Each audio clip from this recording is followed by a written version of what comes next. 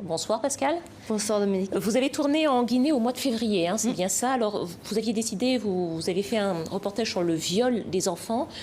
Pourquoi vous êtes intéressé à la Guinée en particulier? Alors nous sommes allés en Guinée parce que c'est le seul pays qui a créé cette institution incroyable qui est l'OPROGEM, qui est une unité spécialisée pour lutter contre le viol des mineurs et qui a mis en place 3 nouveautés. Première nouveauté, on l'a vu, des agents spécialisés pour l'écoute des victimes. On l'a vu, la petite est écoutée seule et non pas à côté de son agresseur ou au milieu de gens qui n'ont rien à voir avec le dossier.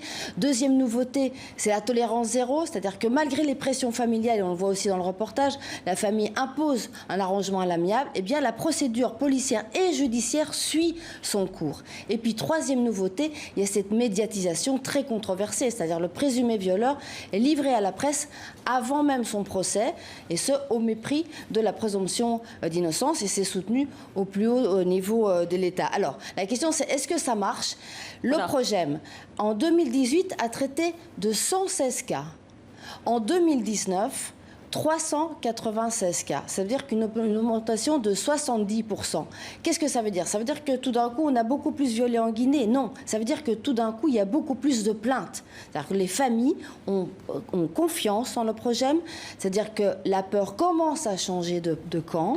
Ça veut dire que c'est le début de la fin des tabous et que voilà, la peur commence, la parole commence à se libérer. Et ça, c'est important, je pense, à souligner. Alors, de plus en plus de plaintes, et ce malgré les traditions, les résistances sociologiques et le vrai risque de rejet. On le voit à la fin, eh bien c'est bien réel, la petite, elle a dû changer de quartier et changer d'école à cause des critiques, à cause des ragots, à cause du candidat-on. Merci beaucoup Pascal.